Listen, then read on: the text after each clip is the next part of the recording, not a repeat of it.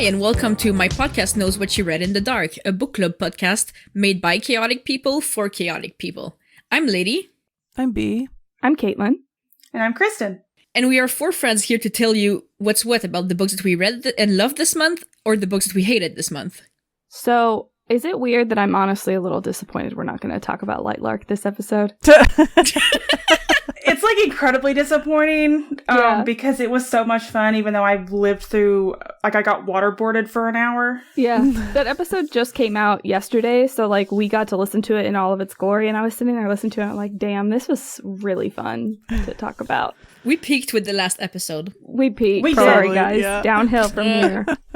Only, 8 in? Or no, 7 in. And 7. We peaked. It's never going to get any better. Nope. So, Lady, you had a question for us. Well, actually, technically Zoe had a question for us, but you are the messenger. Yes, so our faithful listener, Zoe, really likes to talk to me about warrior cats and animorphs and all of these middle grade series. And she wants to know what was the classic middle grade series that you were really into at some point in your life. Even if it's super cringy, she wants it super embarrassing. I think my answer is probably the Inkheart series. Ooh, I used to love those books. Yeah, I was completely obsessed with them. I read them back to front 4 or 5 times. Runner-up would probably be the Royal Diaries series, which is an offshoot of the Dear America books, but it was all princesses from around the world and from different time periods. I still have one of them. I have the Cleopatra one on my bookshelf right now. I have no idea what any of these are. Oh, I do, and I'm so excited you brought up the princesses books and as well as the Dear America. Yes. That was definitely from my childhood too, early on. My library had actually a fairly extensive collection of the princess ones. I think there was only 2 of them that they didn't have. And I think I was probably the only person in my middle school that checked them out, but I was literally checking them out constantly. They were in a constant rotation. I remember I also read the Cleopatra one and really liked it. Yes. No one is surprised knowing you and me. Yes. That was the first one I ever read. So, Lady, like I said, the premise is basically they are the diaries of these princesses from all across history, all different cultures, all different time periods. And it is their, when they're adolescents. So, the main ones that I, really stand out that I remember, it's Marie Antoinette right before she gets married, Cleopatra right before her father dies, those kinds of things. It's going over the historical things that happen in their lives, but also making them, relatable to a pubescent girl. Yeah, it was definitely your intro into historical fiction. Oh, absolutely. Yeah, and I also read because the Dear America were associated with the American Girl dolls. Yes. Yeah. Some of them were. Yeah. Some of them weren't. Yeah. So I remember. Definitely, that wasn't even middle school for me. That was definitely elementary school for me. I'll tell you what, you tend to unpack things where you're that must have been a turning point for me. But I read A Wrinkle in Time when I was young, and my library in elementary school had the other books in the series. Have any of you read any of the other books besides A Wrinkle in Time? I think I've read A Wind in the Doorway. I can't remember. What's the second one? Yeah, A Wind in the Door. There's one where... there's one that follows the twin brothers when they travel, basically time travel. It's called Many Waters. And I was thinking about it the other day and I was like, oh man, that definitely unlocked something inside me. Because there's references to, so the twins, it's when they're a little bit older. They're I don't know, teenage, mid-teens, maybe 16 or so, but they're taller. And then they end up getting transported basically to Noah of Noah's Ark time. And everyone is so much shorter, and it involves, oh my gosh, I feel like I'm so outing myself. And because it's quasi-biblical, it also in this time period, there's 2 different types of angels that are also just in and around all these people, and they're also very tall. So there's just this whole dynamic of young people being attracted to each other and confusing the twins who are totally human with being angels because they're tall. Anyway, y'all should read it sometime. One of mine, I'm basic. I read the Harry Potter books and was obsessed with them. But another one that I read when I was younger was the Magic Treehouse. Oh, yes. That is literally sitting on my desk right now to give Christmas to my in niece. Camelot forever. Christmas in Camelot Until I Die. The Titanic one was like one of my favorites. Yes. And there's one about one of the earthquakes in California. Yeah. That I really liked. I can't remember the name of it, but I loved those. And then I never did read Warrior Cats, but I had a lot of friends that read them, so I know probably more than enough about them. And I also really liked Series of Unfortunate Events. Yeah. Oh, yeah. I've read those last year. It's so good. They still stand the test of time. Yeah, they do. Even as an adult, like, they're so enjoyable. They're very funny. Yeah. Yeah, they are. I've also never read Warrior Cats, despite talking about it to Zoe a lot. I just love the Warrior Cats memes. Yeah, I know so much about Warrior Cats, considering I have never, ever even picked up a Warrior Cats book myself. They just sound so interesting. It's honestly shocking that I've never read one. They're iconic. Yeah. They are. Lady, what's your pick? Mine are a little bit more obscure, just due to the fact that I am not American. So my first one that I've read so many freaking times is called Amos D'Aragon by Brian Perrault. It is kind of like, it's a like chosen hero, chosen one kind of story with like hints of like Greek mythology throughout. Ooh. And it's not that obscure because I just Googled it and they are available in English. So if you're looking for something, they do not stand the test of time though. I've reread one last year and I was just kind of like, this is what I was obsessed with. It's like when you question your taste, it's like, oh no. It wasn't bad, but it was like clearly like for elementary school readers. Yeah. Mm-hmm. But yeah, I really, really like those. Oh, and I have another one. The series Dead Girl Walking by Linda Joy Singleton. Yes. Oh, I know exactly what you're talking about. Other people know about. it. Yeah, I loved it so much. I was like super obsessed with the love interest. I think his name was Eli. I think you're right. I'm pretty sure. I'm going to pull a deep cut from middle school, which is, did anybody else read the Wake series? No. Mm-mm. Oh my god. It's like about this, I'm pretty sure it's about this girl, if I'm remembering correctly, who could like go into people's dreams or something like that. Also, I would be remiss if I did not mention my absolute obsession with Lois Duncan thriller books in middle school. I read every single one I could get my grubby little 12-year-old hands on. Were those the ones you were telling me about when we went to Second and Charles? Yes. I was telling you, like, they are probably definitely not appropriate for children. Yeah, when you were describing them to me, I was like, Caitlin should not have been reading this when she was like 11 years old. They're middle grade fiction books, but one of them I remember distinctly, one of my favorite ones, I think it's Crutchfield? I can't remember. It's called Down a Dark Hall. Is a book about a girl who goes to an all-girls boarding school, and it seems like it's haunted, but it ends up being like some kind of scheme that the director of the school is doing where they're like experimenting on the girls, if I remember correctly. Damn. Oh. Yeah. There's another one where a girl like teams up with a police officer to solve like a kidnapping or whatever. They're really, really good. I'm always confused by people who say like, oh, this book is too like, it's too much to be YA, it's too much for teen audiences, while things like this and things like Animorphs, which is like a book for children, are like so dark. Yeah. Those Lois Duncan books were at my middle school library. It wasn't even the public library. They were at my middle school library. And my school was only 6th, 7th, and 8th grade. So it's not like they were there for the older kids and I just happened to find them. Well, that's like how I started reading Nicholas Sparks books when I was probably way too young to be reading them. Because they were in my middle school library. Yep. I remember all of us passing around a Walk to Remember like it was candy. You could tell who had it that week because they'd been crying. Exactly. Yeah. Like, I read The Notebook when I was in, like, the 7th or 8th grade. Yeah. Like, it's just because my school library had it. And, like, looking back, I'm like, man, I did not need to be reading that. B, do you want to tell us about the book that you read? I'm so excited to hear your thoughts on it. Oh, okay. But in case anybody forgot, this episode and the next episode, we are going to be doing books that someone on the podcast sent to us anonymously. So whenever they get done talking about their book, the person that gave it to them is going to reveal who they are, and then we'll keep doing that until next episode ends. I'm so excited for B to talk about this book. Who's read this already? Like, Caitlin, you've read it. Lady, you've read it? No, I have not. Kristen, have you read it?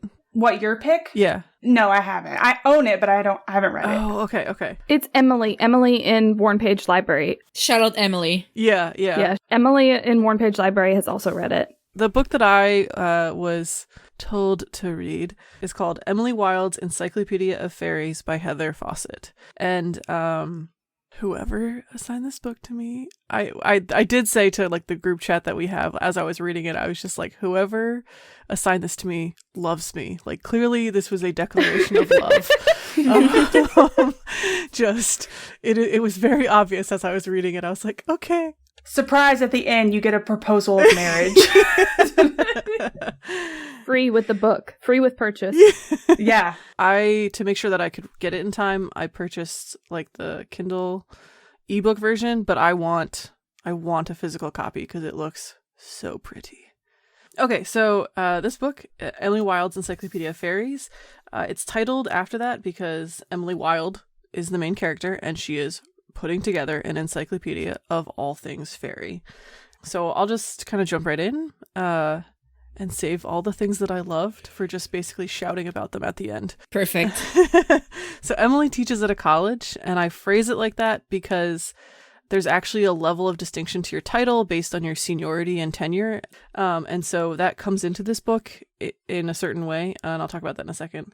But in American college, the title is represented on whether or not like you have the title of like instructor or lecturer or even like your title professor, if it's like associate or assistant or just plain professor, like that all denotes a certain amount of seniority and like it absolutely plays into like office politics.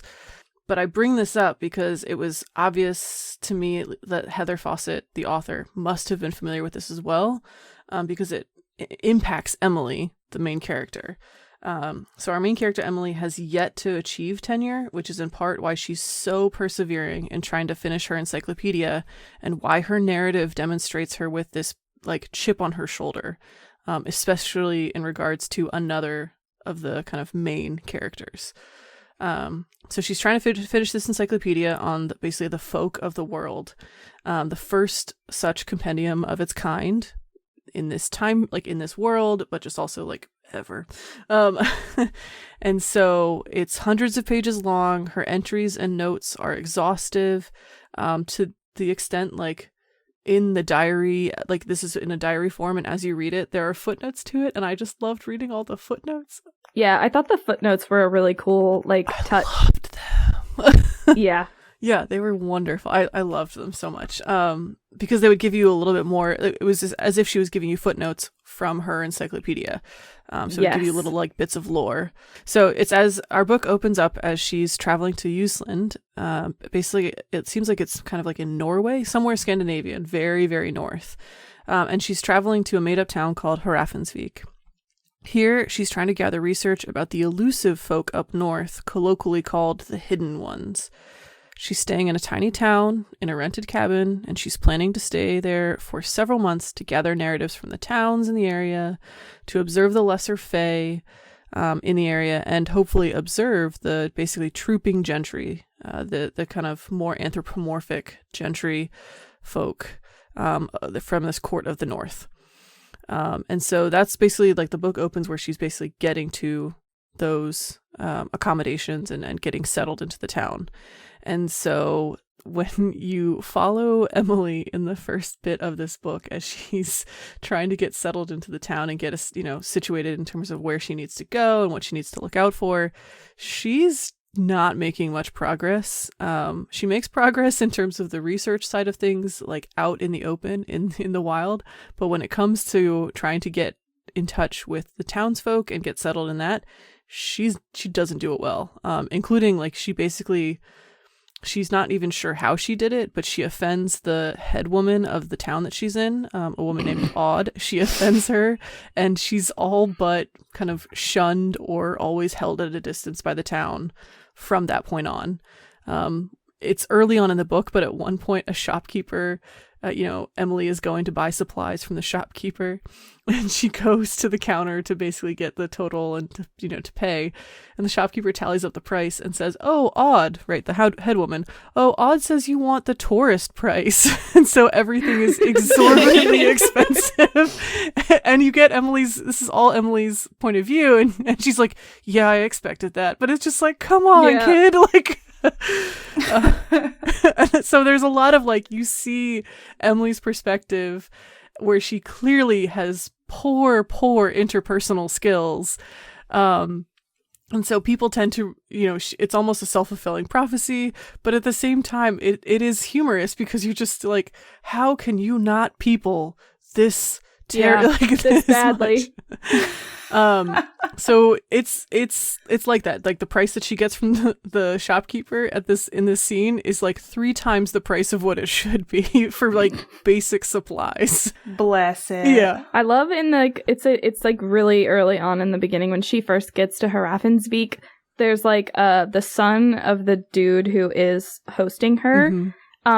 Brings her breakfast, and he's trying to make small talk with her, and it's the most awkward conversation you've ever heard in your entire life. It really Poor baby. She can't talk to people. No, she cannot. Same. He is trying so hard to engage her in conversation, and she is she does not understand what to do at all. It's aloof doesn't cut it. Nope. I'll come back to that.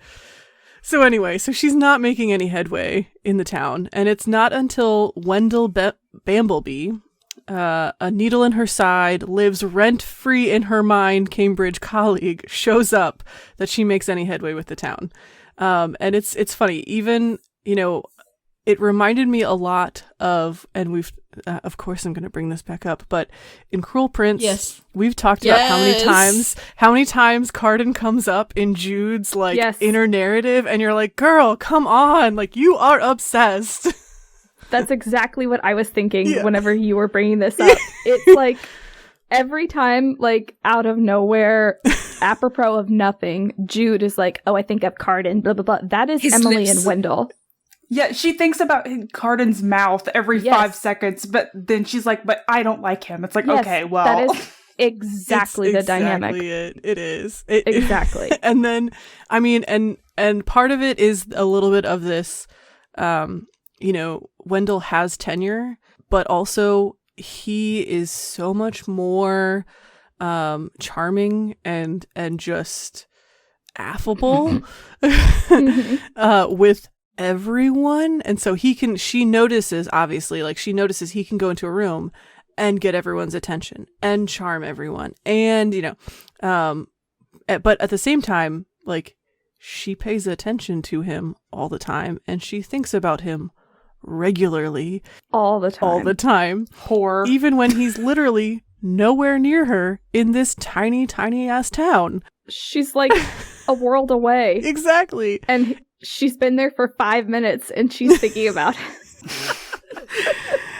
Yeah.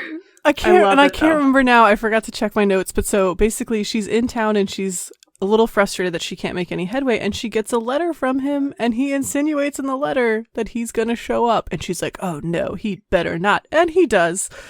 Right? So Wendell shows up. And when he's the best. He is. And so again, when he gets there, full on megawatt charm, he gets in with all the rest of the town. And it even gets to the point, at one point, Emily, several days into this, she's just like, how did you get involved with the town so well? And he brings up this point, and it's a credit to Wendell because he also pays attention to Emily, that he is able to get through to her because she is so dense in terms of social skills. Even with him. Oh, yes. Oh, of course. Well, definitely with him. She's the one of my favorite parts of that book is it is fairly early on in the beginning when she first gets to Ravensbeek and she gets that letter from Wendell. In her mind, in the narration she's giving you, she's talking about how he loves to tease her and how he is an instigator, blah, blah, blah, all this stuff. In his letter, word for word, it says he drew this picture of her because he already missed her and he missed the sound of her typewriter. I'm like, girl, simp. Oh no, my and God. hold up, don't reveal more, Caitlin, because there's something else I want to bring up, and I'll just okay. I'll be quiet. Okay. No. So anyway, so he shows up, and this is like, so in this moment, right, when she brings up, she's just like, how could you do it? Like, how could you people, basically? And he gets through to her because he's like, Emily, you're an amazing researcher. Why the fuck, he doesn't say that, but he's like, why the fuck did you not research about the people who live here and the customs of the people who live here? And so he's able to kind of get through to her where she's like, oh, that's how I fucked up with the head woman of the town and stuff like that. But so, and then the other thing that I want to talk about in terms of, this is what I was going to say, in terms of like, you can tell that Wendell pays attention to Emily.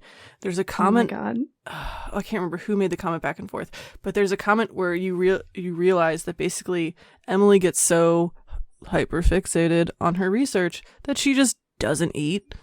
And Wendell notices this and basically institutes a mandatory, like, every day they go and eat breakfast together.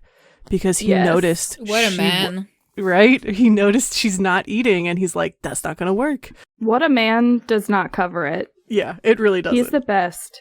He makes, like, he's technically a side character, although at one point in the book, you do get his narration in this journal, and he basically ends up writing some of the journal entries in Emily's Encyclopedia. And first of all, they're amazing. And I won't reveal anything other than that, but just, they're so worth it. But I love an author who, and Heather does this, where it is so obvious the voices of those characters are different. Yes. And they play off of each other. Like, that is in this book. And that's the kind of dialogue I live for. and so that was hugely enjoyable. The first part of the book, before Wendell shows up, it's hard to read because Emily is so fucking awkward. Yeah. And all of her interactions. But I feel like I would relate to her. So fucking awkward. I know, right? Oh, yeah. I'm gonna see myself way too much. Her best interactions before Wendell shows up are with this like brownie type fae character, this lesser fae that she encounters in the woods and she's trying to make headway with. And he's not human and doesn't do like human conversation well, and that's her best conversation of all before Wendell shows up. That's just me. The two people that like her in the town are this little brownie that she has been engaging with and the elderly woman that doesn't talk to anybody. And the old one who's just like beyond caring about anything anyone thinks. It's great. It's really, really good.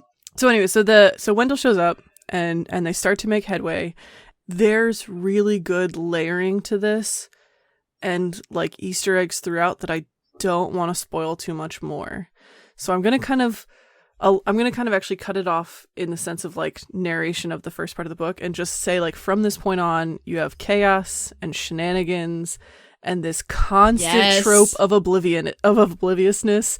And that all ensues while Emily continues to basically doggedly press on in her quest to find the hidden ones and in pursuit of basically trying to achieve like a certain, like unlock a level of professional and academic accolades. And like, again, because once she gets in and she can start getting stories from the townsfolk and she writes that into her entry, and when she can start making more headway with the brownie by, having a certain kind of like exchange with the brownie. And as she, encounters more and more with Wendell, like there's a lot of layering to it and it's so good. So I'm just going to shout about things that I loved and I hope that Please do. Yeah. So with her constantly, she has this companion, that's a big dog named Shadow. He's like, he's mentioned as like a boarhound. He's like the size of a very large, like Great Dane. He's huge. Yeah, I'm in love with him. He is with her always, and like again, He's like amazing. she can't people, but like this is her dog. It's her doggo. Like, and his name is Shadow. And I already love this book, and I was like, Shadow is the name of my childhood dog, and I was like, this is kismet. Bamblebee, Wendell is just so obvious and I love him for it. He is so obvious how much he cares for Emily. And she is so dense. And so dense. So dense. Like, I love dense women in my novels. Yeah. She is like 6 brick walls stacked together dense. Like, and I, not to quote Avril Lavigne, but like literally Wendell is just like, can I make it any more obvious? Like, yeah. It reminds me of Audrey Rosen Thomas. That's what I was thinking about. Yeah, just like someone that is just so open-faced, like, I'm in love with you, and then there's this girl that's like, no, there's no possible way that he could ever care about me. But also kind of like Cardan and the Wicked Prince, where he's just like flirting with her nonstop, and she's just like, he hates me. Yeah. Yeah. And again, you want to call it banter, but she's so dense. The back and forth between them is really good. I really enjoyed it. And again, it is that, like, the ability to balance she is so not getting it. He is so generous, but also persevering and like patient and tolerant of waiting for her to like get a clue. I also really like the dynamic between two people who are very academically suited for one another. Wendell is not hanging on to Emily's coattails. There are some things about his research that are... I won't say anything because I know it's hard to not reveal too much. Yes, but there are some things about his research that Emily like comments on that make you kind of think maybe he might not be the best researcher. But then like when him and Emily are sitting down and having conversations together about this stuff, clearly he is able to hold his own and they are like equally matched. Yeah, and that was kind of my next thing that actually I was going to talk about, was just like the folklore in this book is so on point.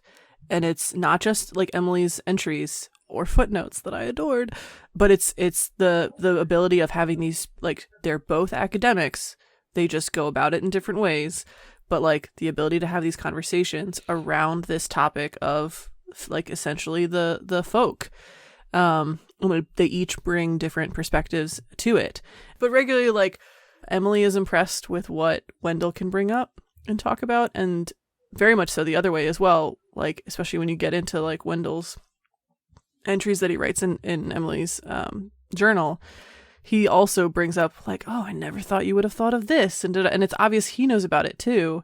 I loved that part because it shows you, you know, when you have a good working relationship or working colleague, like that's an example of being able to collaborate and build, you know, again, like push that kind of academic boundary like in really, really good ways.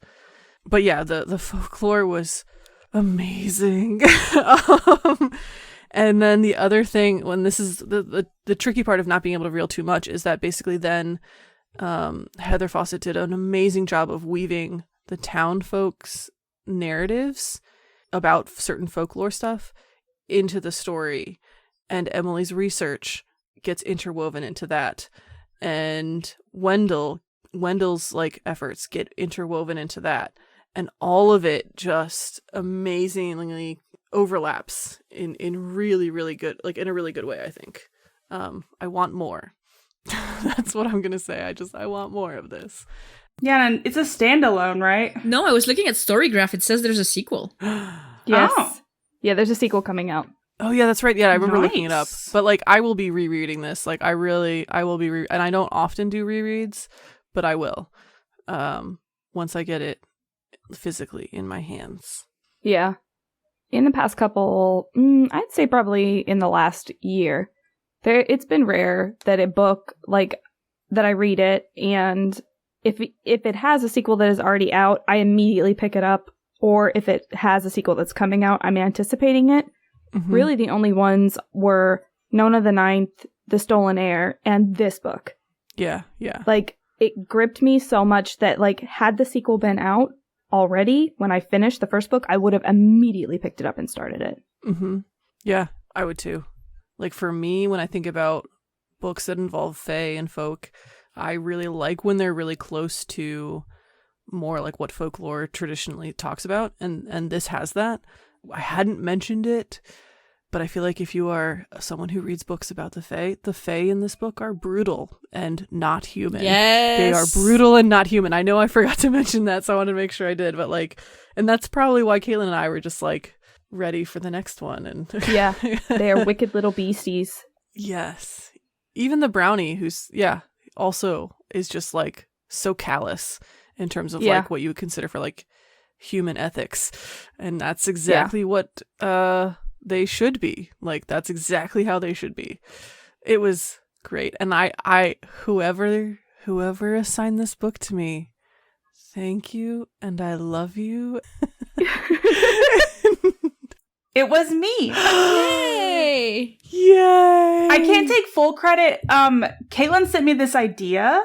And because we had just pretty much decided. And so since I didn't have her, I was like, I'm really like, I can't decide and I have a couple options. And she was like, well, this one might be good. And so whenever I went and read it and everything, like the back of it, I was like, this is perfect for her. So definitely. And like, just hearing like you guys talk about it, like I know it's going to be a big favorite of mine too. And I cannot wait to pick it up. Yeah, you and Lady will absolutely love it. It's so, so good.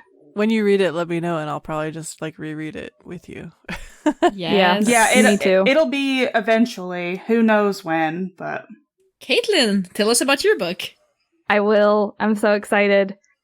I knew really early on in this book that I was going to need to divorce parts of this book from the whole, or else I would have just ended up screaming for 20 minutes straight about all the things I didn't like about it. Parts of this book made me so angry I wanted to smash things into little pieces. I was literally complaining about it to my boss at work today because I couldn't wait to talk about it. Yikes! So, anyways, for now, I'm going to get into the frustrating bits in a minute, but for now I'm going to talk a little bit about the story and the things that I really liked about it. So, in case anybody doesn't remember, the book that was picked for me was Hotel Magnifique by Emily J. Taylor.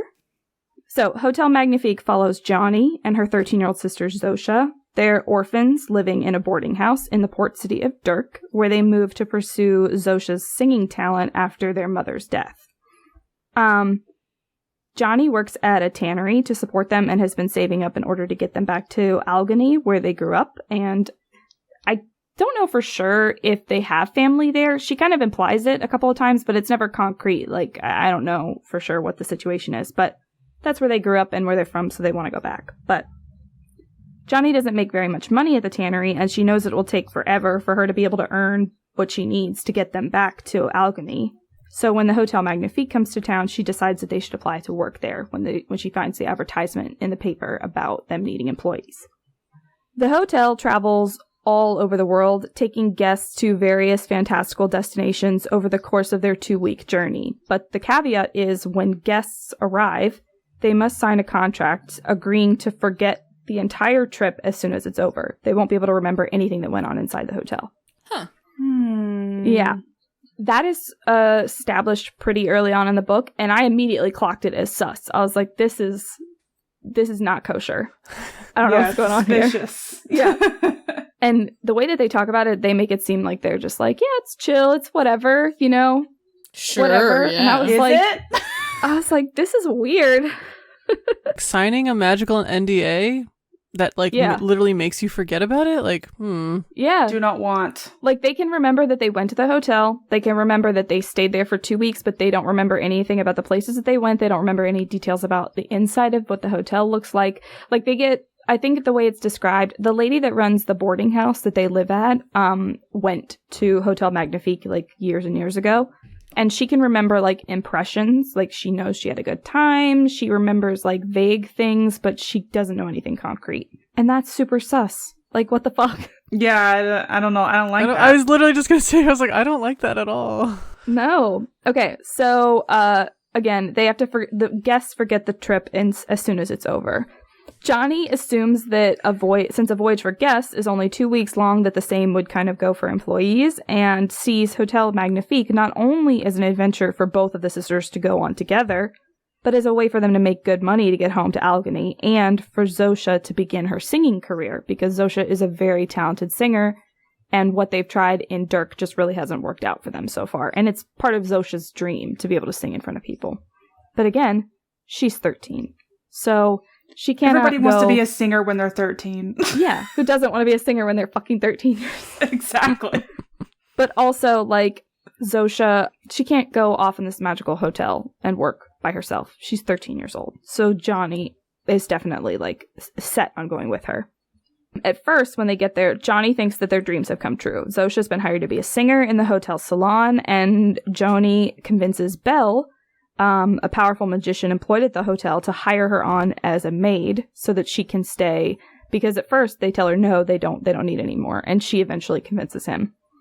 Once the hotel's voyage begins, Johnny and Zosha are very quickly separated, and Johnny begins to suspect that there are sinister clauses in their seemingly unbreakable employee contracts. A shocking development that no one saw coming. No one saw coming. Totally blindsided, right? Yeah. Wrong. Sarcasm.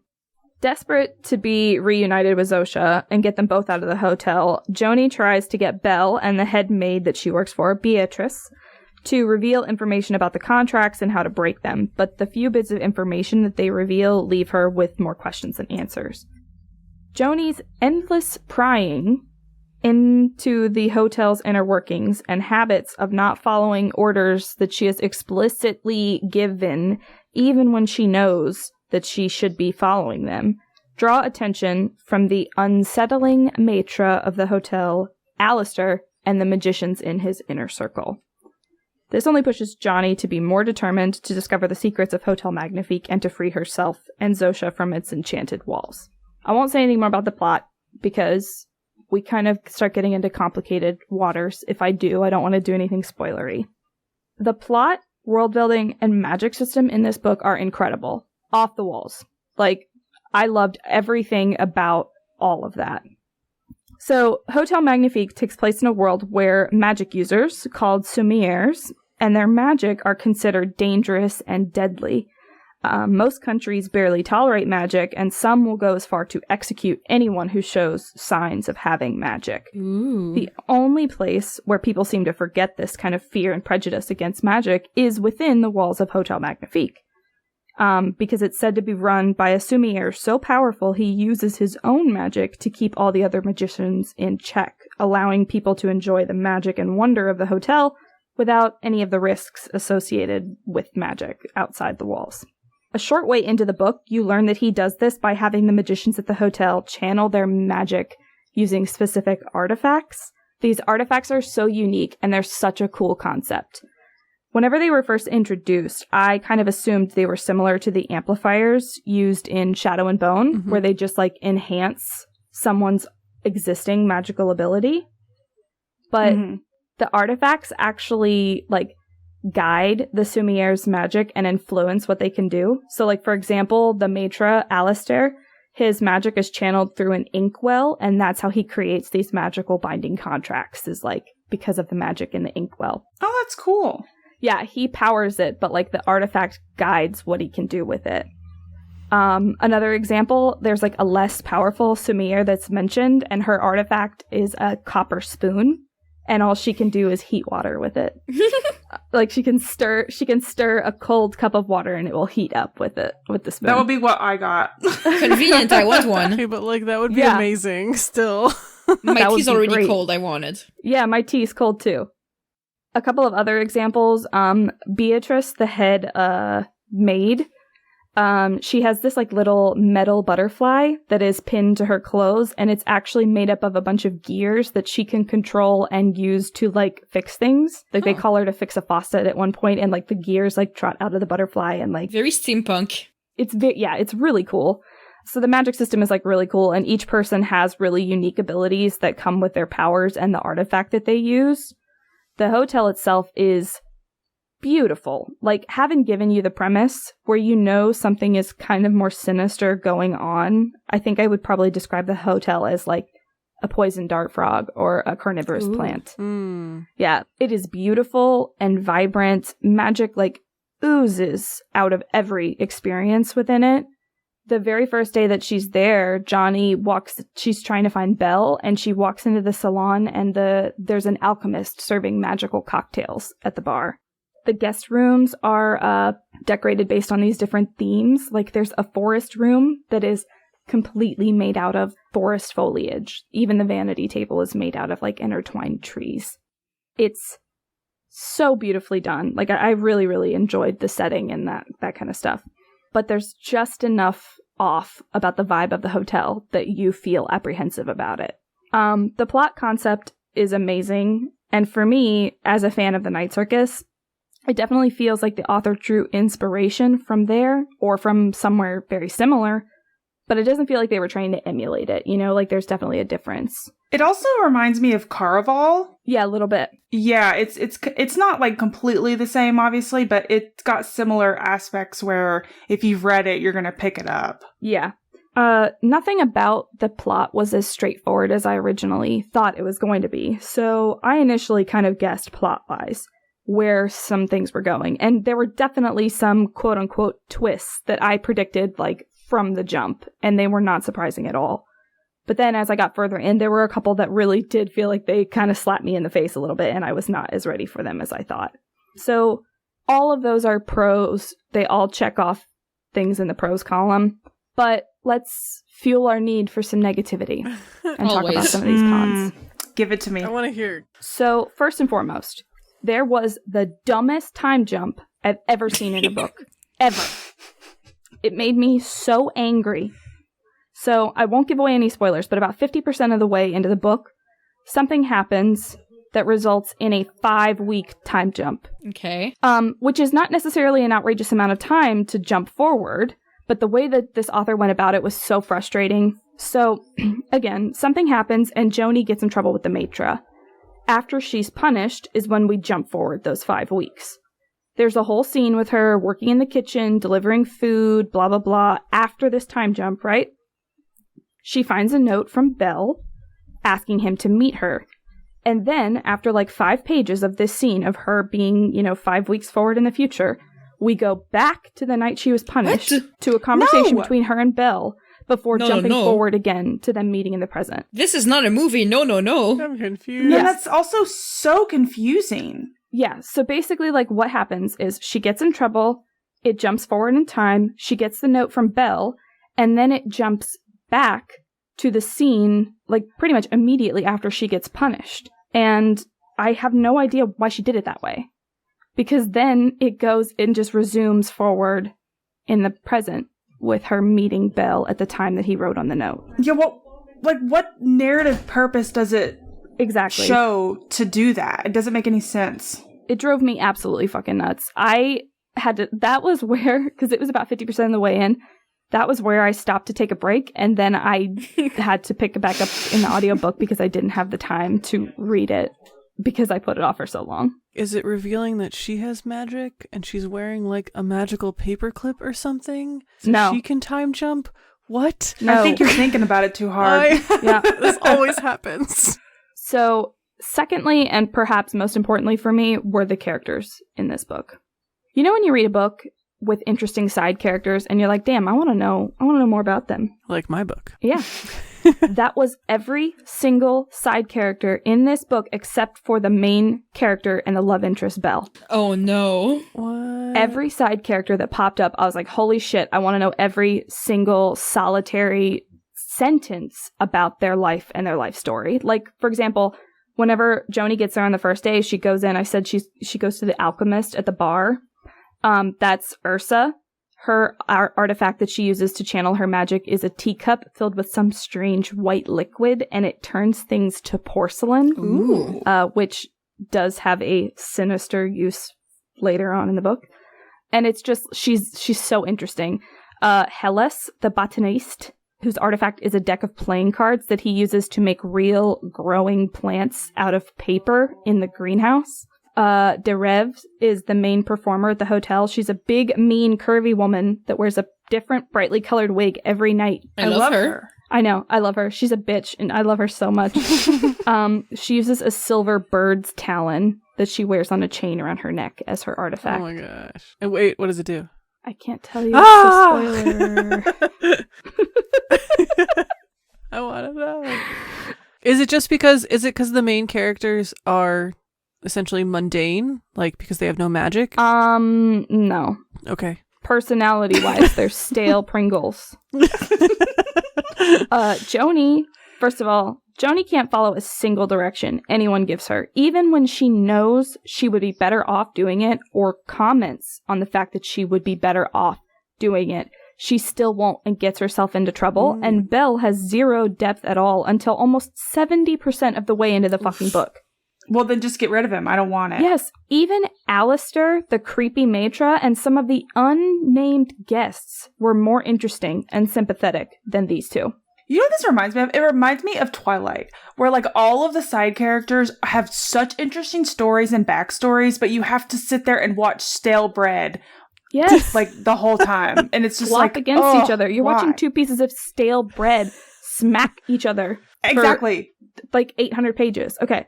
So this problem with their characters being bland brings me to the main and obvious issue that I had with this book. And that is the fucking romance. The chemistry was non-existent. Oh, no. They had the romantic chemistry God gave sidewalk chalk. And every time they interacted, I wanted to roll my eyes and bang my head against something.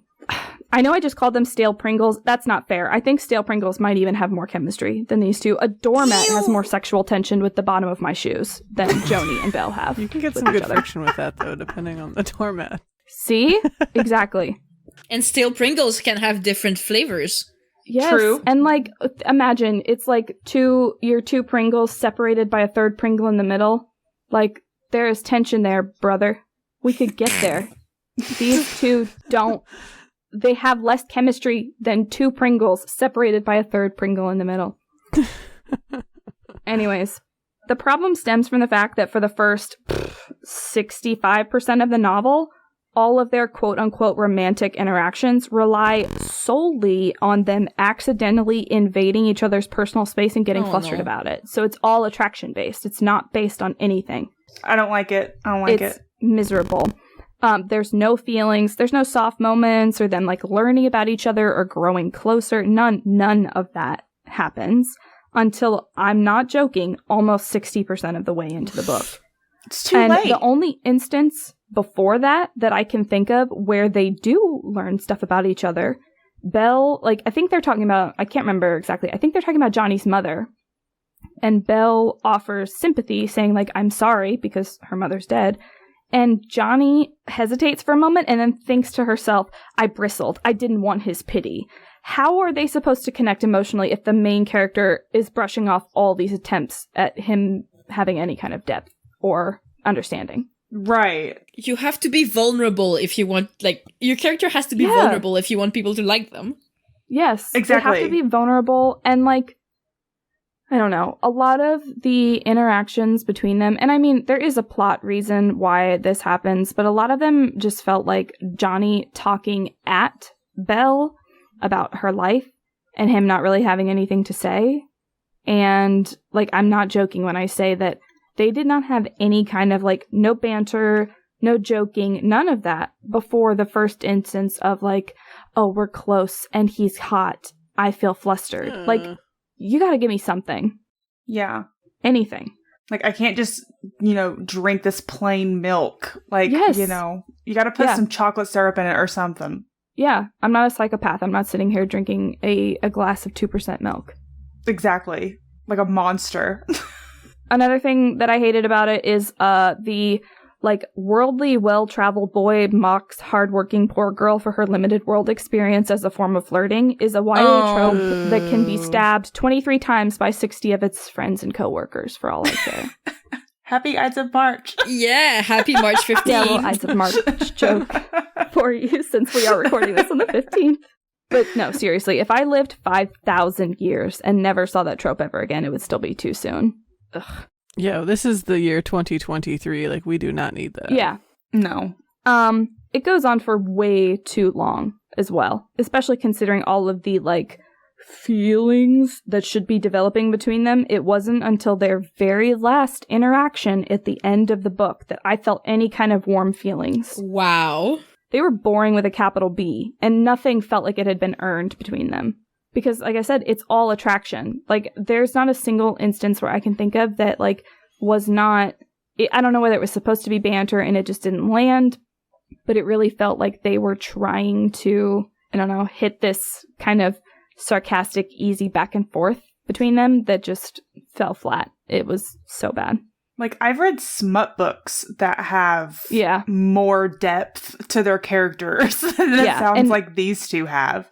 Nothing about their situation was helped by the fact that every background character was more interesting than them. Like, literally, I'm not joking. There was at one point, they're at this, like, kind of foreign land that sounds like it's some kind of, like, desert country that has, like, this fantastical night market or whatever. And Johnny is walking around and there's a guard at the night market that sees her talking to Belle and sees them, like, get into an argument or whatever.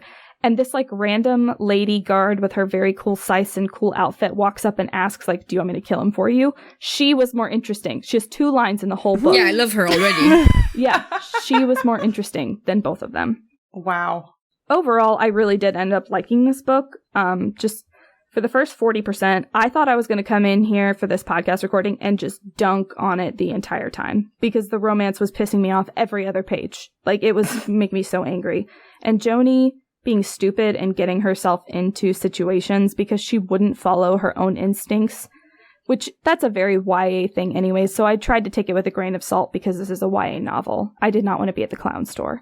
I wanted to be outside of the clown store. But once the plot really started taking off and questions started being asked that I didn't immediately have or predict the answers to, I enjoyed it way, way more. I really liked the way, I guess you could say the final battle worked out. I won't give anything away, but I think the author resolved the conflict in a way that really gave the justice, it really put, like, doling out the justice in the hands of the people who really deserved it the most in the story. Which, I mean, it's a little spoiler, it's not the main character. There are, like, other people in the story that kind of deserve that justice a little bit more, and they got to be the ones to deliver it, and I really did think that was a great, great ending. So yeah, that was Hotel Magnifique. I would say a solid 3.5 stars from me. So in conclusion, you would rather that we read The Night Circus instead? Yes, read The Night Circus instead. If you want to read something similar to The Night Circus, just read The Night Circus because it is a masterpiece on par with, I don't know. There's nothing, I can't even think of anything that would be above it. The Mona Lisa. The Mona Lisa. The Sistine Chapel ceiling. Exactly. Yeah. Who was my person? Yeah, who gave Caitlin her book? I did. Yeah! I don't know. Well, I know you revealed it, but I actually gave Caitlin a list of 3 books because yes, if you don't know this, Caitlin reads a ton. And so I was trying to figure out, like, what hadn't you read? And I actually figured you would have read this book because every time I tried to look up... Does she read a ton? I do. I only record, I only end up logging maybe 10% of the books that I read because the only ones that get logged are the ones that I read on my Kindle because Kindle automatically does it for me. Yeah, I was just making a joke about the fact that you always read Gideon the Ninth. No, yeah. Well, I read more than one book at once usually. I'm usually reading an audiobook, an ebook, and a physical copy. Yeah. I'm sorry, I'm teasing. We'll let that pass. We'll let my character flaw of only reading Gideon the Ninth pass. I figured you would have read this already because every time I tried to look up, like I was trying to look up lists where it was like things similar to the Night Circus, like this came up on every single list. And so I was like, oh, I'll put this on here, but I bet Caitlin's already read it. But then I also so the other 2 books, well, we don't need to worry about them, but when I was reading up reviews before I recommended this to you, I was like, I don't think she's going to like it because there were a lot of like negative reviews about certain points that you brought up. And I was like, this is going to piss Caitlin off. And so, so when you said that was the book that you, like, basically that you chose to read, I was like, ooh, we're going to see it happen. Yeah. Those points definitely did not hit for me. Like after, when I finished it today, I did go and look at a couple of reviews and I saw people say a lot of similar things that I did. And like, I don't know. Like I said, the world, the concept, the magic system in the book, they all hit every point that I wanted them to hit. But it was just like the 2 most bland YA characters you can possibly imagine leading this story in a world full of all of these really like very eye-catching and interesting side characters. That's so deflating. Yeah. Yeah. Yeah, because like everything else about the story hit and checked all the boxes for me, but it was just like, these two characters annoy the shit out of me. I want to smack both of them. But yeah, outside of them, loved it, but they unfortunately bring it down to a liked it. That's all right. You still have the Night Circus. I do. You can always read it and reread it and reread it. You could do your rereads by reading different copies, because you have like 10 copies, don't you? I have, I think I have 6 copies of it, but yeah, I do have a lot of copies of it. And that's not even counting the copies that have had to unfortunately be retired permanently. I had 2 copies from high school that I read so much, big chunks of the pages fell out and they ended up having to be retired. Yeah, permanently. I reread it every October because it's a fall-time book. It definitely is. Yeah, I think it has that feel. Yeah. Well, I'm glad you liked it. Yes, I did. I did end up liking it. I was worried. I felt bad. I did not want to come in here and like just dunk on a book for 20 minutes straight. So I'm glad that I did end up liking it. I really was worried because I gave you a list so that you could choose something you hadn't read yet. And you said that, and I have been like nervous since then because exactly what you said. Like there's definitely like I saw it on other reviews when I was checking out the book, and I was like, oh, I'll put it down because like it's definitely gonna fall in line with her interests. But like, ooh, it immediately caught my eye so quickly. I don't even remember what the other 2. I don't even think I looked at them. I can tell you, I looked them because I wrote them down in my like personal Discord. So the other one was a book that I've read called The Paper Magician. Oh, I've read that book. I love that book so much. Yeah, and I really liked it. And I again, like also like it's a really well done magic system. Yes, it's so cool, and it's such a beautifully done story. Yeah, and I was, this is definitely going to sound elitist to me, but or like, you know, for what I'm saying, but like I remember I found it because it was on Kindle Unlimited, and it was like early enough in Kindle Unlimited that like some stuff was good. It was like really hit or miss. And I remember reading this and being like, ooh, hit, like not miss. Yeah, that whole series hit for me too. Yeah, same.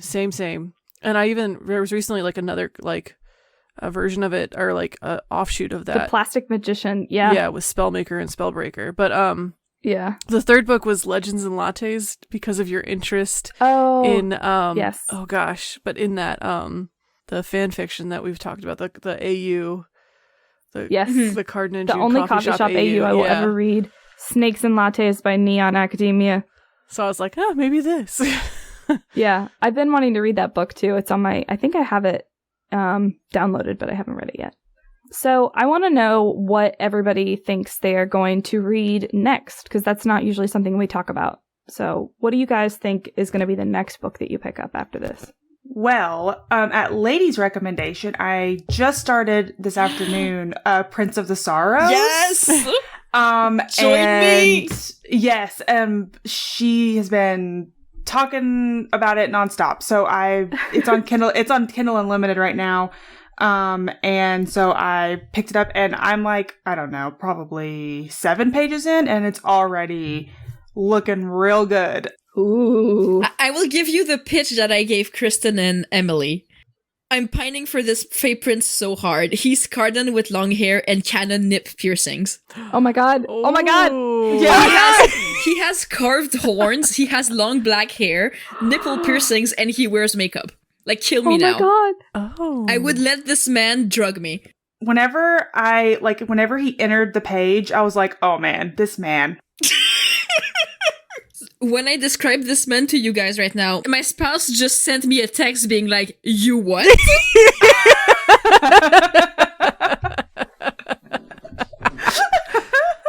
Alright, I'm glad I convinced you guys.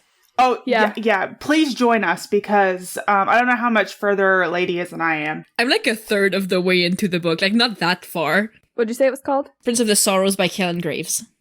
Yeah.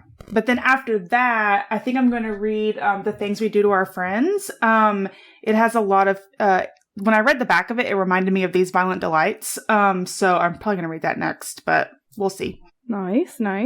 I'm going on vacation soon, and so I decided to download a bunch of ebooks that are all favorites of the people on this call. So I downloaded These Violent Delights by Micah Nemiriver. Yes. Join me. Yes. I downloaded both Down Comes the Night and A Far Wilder Magic by Alison Saff. Yes! Join me! Join us! So yeah, that's what I plan on reading next. Yes. B, what about you?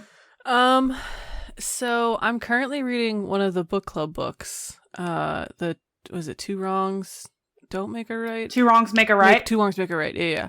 And so I'm currently reading that. I'm probably only 4% in, so that'll probably keep me for a while. I have this book called Exit Unicorns, which is it's a tough book for me to read because it's historical fiction, but it's set in Northern Ireland during the Troubles, or right before, in the late 60s, right before a big part of the Troubles take place. Mm-hmm. It's a very long book, and it's written to be this dense kind of epic, and so it's just taking me, I'm only 40% into it, and it took me a whole month to get to 40% because it's just dense. Yeah. But I'll finish a book, and I have to sit with my post-book feelings. And then I have to kind of wait for that to settle before I know what my next whims are gonna be. I am a very much I don't plan out what's my next book gonna read. Very rarely does that happen unless it's something that I've been looking forward to, like The Stolen Heir. I am very much in the moment. What am I feeling? What am I gonna read? So I don't know, because I got plenty of physical books to read that are just sitting on my shelf, and I got plenty of stuff sitting in my ebook library, so I don't know yet. I'm probably gonna read the other book of the months, let's be honest. So we were really fortunate after we did our very first episode. Claire Sager, the author of Beneath Black Sails, reached out to us and asked if we would be interested in getting an arc of her next book, A Kiss of Iron, which is a spinoff in the same world. The book has since come out. We did get the arc from her, and we were super, super thankful for her to send that to us. But my life just did not allow me to read it when it was still exclusive for us. It's getting really good reviews, and it's getting recommended by a lot of other book Instagrammers that we follow, or that I follow. Yeah. I just pulled up the Storygraph page, and so far, all the activity that I see on here has 4.5 stars, and it's getting really high marks for a bunch of stuff. Yeah, so I'm really excited. So, A Kiss of Iron by Claire Sager. That's, I think, what I'm gonna. Well, actually, I lied. The next book is the book that Kristen and Lady are reading. I'm definitely starting that tonight. Yes! But after that, it will be A Kiss of Iron by Claire Sager. You're all gonna catch up to me and finish it before me. Caitlin will start it tomorrow, and she'll finish before both of us. Yeah, I'm sorry. For sure. You're not sorry, Caitlin. I'm not sorry. No, I'm not sorry. I wish I will say that I already read A Kiss of Iron, and it was really, really good.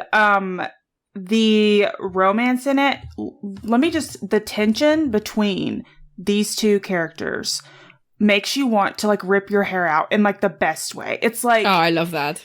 Yeah. Tension is my favorite word to describe a book. Yes. It's just the whole book oozes with tension. Have you seen, so again, I follow Claire Sager, so have you seen, she's been posting fan art. I have. That the people are making, and I'm just drooling. I saw the one where it's the guy on the throne and then the girl's on his lap. Yes, that's exactly what I was thinking of. Oh. Yeah, so it's definitely very good. The only kind of complaint that I had about it, and this is not a complaint, it's just an observation, but the fae in this book are not the typical kind of fae that we all hear They kind of go along the route more of an ACOTAR fae. Yeah, it was the same for Beneath Black Sails as well. Yeah. So you pretty much know that going in, but like I said, it's not a complaint. It was just I typically like my fae a little bit more creepy and traditional, mean and stuff. And so it also I know this is a spinoff of Beneath Black Sails, but I kind of had wished that I had finished Beneath Black Sails because some of the characters from that book make an appearance in A Kiss of Iron, and I kind of got spoiled by the end of the series. So if you don't really care, about it, then go ahead and go in. But now I'm well, I got spoiled, but it is what it is. all the books that you guys are getting ready to read and the book that I'm getting ready to read, it sound really, really good. But in the meantime, Lady, you want to take us out? Yeah, thank you for listening. Our next episode will be out on April 11th. In the meantime, you can find us at Read in the Dark Pod on Instagram and Tumblr.